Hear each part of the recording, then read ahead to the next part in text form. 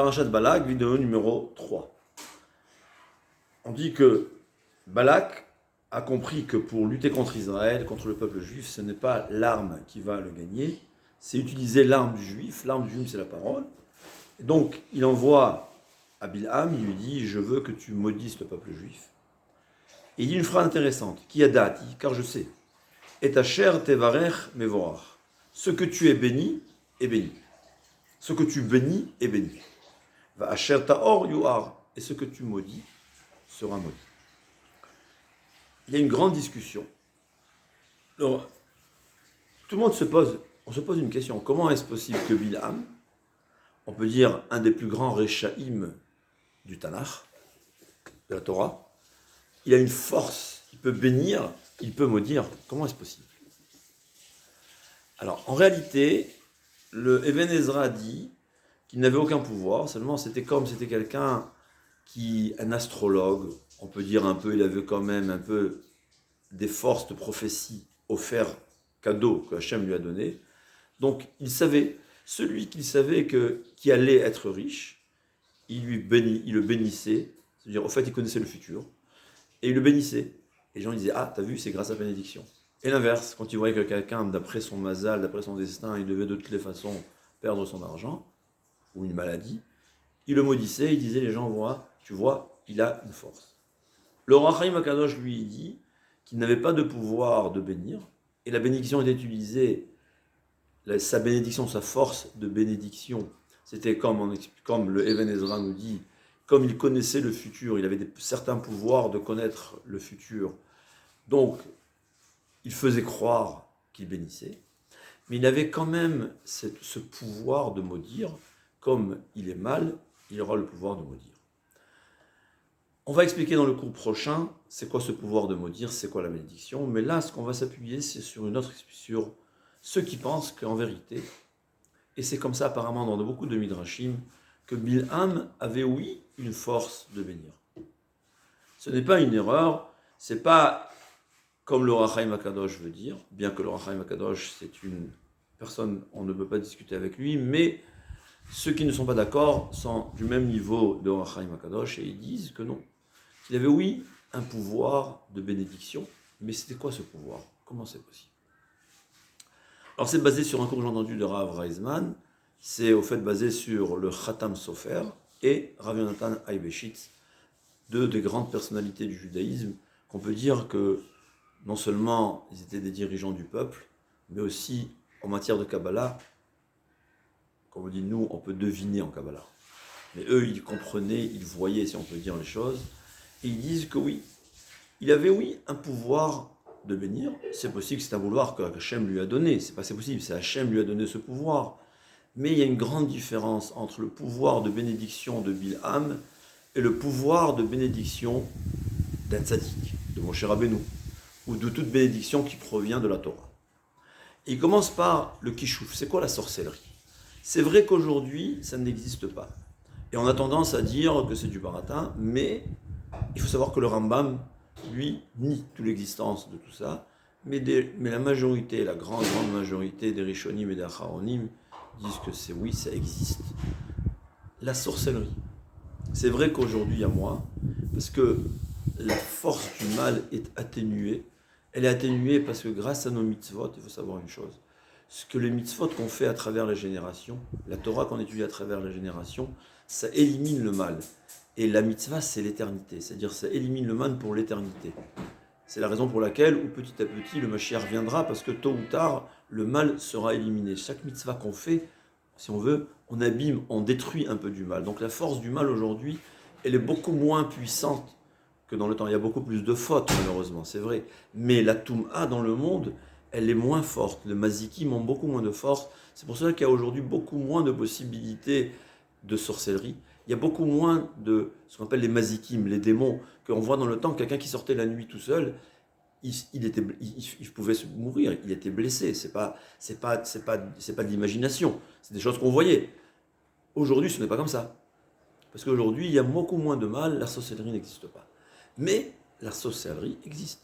Et la Gemara dit par exemple que tout membre du Sanhédrin devait connaître toute la sorcellerie. La Gemara raconte que Rabbi Eliezer, quand il enseigné la sorcellerie, il étudiait la sorcellerie, parce que des fois on avait besoin d'apprendre comment ça fonctionne, parce que le Beddin, un tribunal, devait savoir comment ça fonctionne pour pouvoir en s'y juger. Des fois, il enseignait à Rabbi Akiva la sorcellerie pour qu'il sache de quoi il s'agit. Et la Gemara a dit que tout d'un coup, il y avait le champ qui se remplissait de kishouim. Kishouim, aujourd'hui, on traduit par la courge, des courgettes, mais je pense qu'en vérité, la kishouim de la Gemara, c'est quelque chose d'autre. Mais ça veut dire, il y avait un champ qui s'est rempli de légumes. Donc, dans la Gemara, on décrit comme quelque chose de vrai. La Gemara a dit que c'est quoi la sorcellerie? On a dit makrish pamalia shel maala. Ça contredit. Makrish, c'est un sens, ça veut dire, ça contredit, ça prouve l'inverse de pamalia shel maala, si on peut dire du ciel. Qu'est-ce que ça veut dire? Alors, explique Rabbeinu Yeveshit, c'est le Khatam Sofer. Le sorcier, il faut comprendre une chose, et ça, c'est très important à savoir, parce que c'est comme ça qu'on comprend aussi les visions d'un prophète. Tout ce qui se passe dans ce monde physique a ses sources dans le monde, ce que j'appelle spirituel, ou le monde métaphysique, dans les cieux supérieurs. Le Maharal, le Ramchal, il explique là, c'est comme une chaîne, on peut dire. Une chaîne qui, le premier anneau est totalement spirituel, et au fur et à mesure, les anneaux, ils sont de plus en plus en passage de moins, on va dire de moins en moins spirituel, jusqu'à un anneau, il est demi-spirituel, demi le matériel, on va dire, le plus fin. Et dans le matériel lui-même, il y a de plus en plus matériel jusqu'à qu'on arrive dans ce monde. C'est-à-dire, quand par exemple, à Rosh Hashanah, on décide que quelqu'un va devenir riche, ou qu'un enfant va naître. C'est une source de bonté spirituelle qui se trouve en haut. Et on peut dire, il y a une chaîne, ça met du temps, jusqu'à que ça arrive vers le bas. Des fois, on peut, un Rosh Hashanah aujourd'hui, décider que dans 5 ans, telle personne aura de la richesse. Mais, ou de l'intelligence, ou toute réussite, ou des enfants. Cette bonté-là, elle se trouve dans le monde supérieur, et elle va s'écouler vers le bas. Ça met du temps. Des fois, ça peut mettre un jour, des fois, ça peut mettre un an, et des fois, ça peut mettre même 10 ans. C'est quoi la névoie? Le prophète, lui, il voit dans les mondes supérieurs. Donc, s'il veut, c'est comme si on a un missile qui vient il a 5000 km de haut. Si j'ai une paire de jumelles, je vais le voir à 5000 km de haut et je sais où il va tomber exactement si je sais calculer. Donc, le prophète, lui, il voit dans les mondes spirituels cette source de bonté, ou l'inverse, malheureusement, parfois, qui est en train de descendre sur telle personne ou sur le monde. Et donc, il a des jumelles qui vont lui permettre de voir ces missiles spirituels, et donc il sait d'avance ce qui va se passer. Donc tout ce qui se passe dans ce monde matériel, il a des sources dans les mondes spirituels. Le prophète, c'est celui qui le voit en haut. Et par exemple, quand on fait un rêve, c'est parce que on sait, notre âme s'est un peu séparée. Je parle dans les vrais rêves, parce que la grande majorité des rêves aujourd'hui, c'est de l'imagination, bien des mauvais anges qui nous font croire des choses.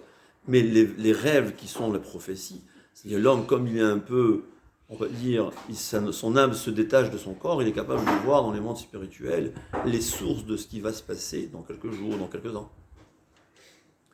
Et comme c'est encore à la source, quand on fait tchouva, dès qu'on fait un mauvais rêve, il va jeûner un jour. Donc c'est quand à la source, c'est beaucoup plus facile de détruire cette bombe-là qui va venir plutôt que quand elle est déjà arrivée ici. C'est pour ça qu'on peut facilement réparer quand c'est encore dans la source. Il dit, c'est quoi la sorcellerie? La sorcellerie, c'est par exemple, il y a une source, on va dire, de richesse que Hachem il a donnée pour tout un peuple entier. Un sorcier, il sera capable de faire dévier la bonté qui devait être partagée par 1000 habitants de la ville, il va la dévier vers une seule personne. C'est ça la sorcellerie. Par des forces spirituelles. Comme lui, il a des pouvoirs qui c'est interdit d'utiliser, c'est les forces du mal. Mais quand on peut utiliser ces forces-là. Et si on va dire, il y a 1 million qui devait être distribué sur les 1000 habitants de la ville, lui va réussir à concentrer que toute cette bonté-là va venir chez une seule personne grâce à la sorcellerie. Et c'est pour cela que c'est interdit, dit le Khatam Sofer. Parce qu'au fait, tu voles des autres pour donner à l'un. Par contre, quand c'est la bracha Natzadik, les Mekoubalim pouvaient même utiliser les noms d'Hachem, les noms de Shem, je ne sais pas comment ça fonctionne, parce que on n'est pas à ce niveau-là. Et donc, ils étaient capables d'utiliser un nom d'Hachem pour multiplier l'abondance. Dit le Khatam Sofer, quand un Mekoubal, il utilise les noms d'Hachem, c'est pas sur le compte de quelqu'un d'autre. Il a multiplié l'abondance à la source. Hachem, il a demandé, on va dire, on ne va pas forcer Chas Veshalom, mais il a utilisé des moyens que Hachem lui a permis pour multiplier l'abondance. D'ailleurs, c'est pour cela que même un Mekoubal, ce n'est pas tous les cas qu'il a le droit, c'est rare. On n'a pas vraiment le droit d'utiliser les noms d'Hachem pour multiplier l'abondance. Il faut savoir quand est-ce le faire. Parce qu'au fait, tu forces Akadosh Baruch Hu à faire quelque chose que Akadosh Baruch Hu n'a pas décidé. Mais parfois, Akadosh Baruch Hu, au contraire, sa volonté, elle est que nous, on l'aide, entre guillemets, ça veut dire on s'associe à sa conduite. Donc c'est seulement un véritable Mekoubal qui est capable de savoir quand est-ce qu'il aura le droit d'utiliser ce qu'on appelle les Shemot Akdoshim, les noms d'Hachem, pour pouvoir multiplier l'abondance, et à lui de savoir quand est-ce qu'on n'a pas le droit de le faire. Mais quand il l'utilise, c'est pas comme la sorcellerie. Il a multiplié l'abondance. Comme ça dit le Khatam Sofer, la sorcellerie, c'est, on va dire, une abondance qui existe dans les mondes supérieurs, dans les mondes spirituels, qu'on va essayer de dévier vers une seule personne ou celui que le sorcier veut. Et la même chose pour le mal. Il peut avoir, par exemple, des forces, la mort, ça a été décidé des morts. Alors lui pourra que cette mort ou la maladie va, au lieu d'aller sur Réhouven, elle ira sur Shimon. Mais il n'a pas le droit parce qu'il s'est mêlé à ce qu'Hachem voulait faire différemment. Par contre, quand on utilise les Shemot Akdoshim, les noms d'Hachem, c'est juste multiplier l'abondance à la source. De même dit le Khatam Sofer Rabbeinu Tarek. C'est ça la différence entre les brachot d'un tzaddik et les brachot de Bilam. Un tzaddik, surtout quand il a plein de Torah, quand il fait une bracha, il n'a pas pris, par exemple, quelqu'un qui devait perdre son argent. Et le tzaddik, il lui a fait une bénédiction qu'il allait gagner, ou ne pas le perdre, ou gagner de l'argent. C'est pas que la bracha va faire que l'argent qui aurait dû être à un tel va venir à la personne qui a reçu la bénédiction.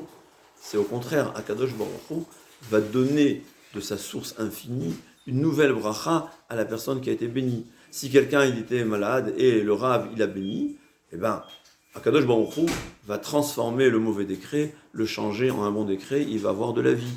Ou bien un enfant, il ne devait pas avoir, d'après son mazal, il ne devait pas avoir d'enfant. Un Rav, un tzaddik, il a fait la bracha, Akadosh Baruch Hu va décider de donner un enfant par sa source de bonté. Akadosh Baruch Hu, il est illimité. Par contre, Bilam Aracha, ces brachot, elles n'avaient pas de pouvoir. Il avait, comme il était, on veut dire, il était d'un niveau spirituel élevé. Mais malheureusement, il a utilisé son niveau spirituel pour le mal. Donc il avait les possibilités, si on veut, de déjouer dans les cieux les sources de bonté. Par exemple, quelqu'un, il n'avait pas d'enfant, il ne devait pas avoir d'enfant, alors on va lui faire une bracha, et il y aura une autre personne qui aurait dû avoir un enfant, qu'au lieu que lui ne l'aura pas, et l'enfant que Réhouven aurait dû avoir sera né chez Shimon. Ou bien quelqu'un devait mourir, il lui a fait une bénédiction parce qu'il a reçu de l'argent, évidemment, il faisait tout pour de l'argent. Il a reçu de l'argent, donc Réhouven qui devait vivre va mourir, et la vie qui a été prise de Réhouven sera donnée à Shimon. C'était ça les brachot de Bilham Aracha.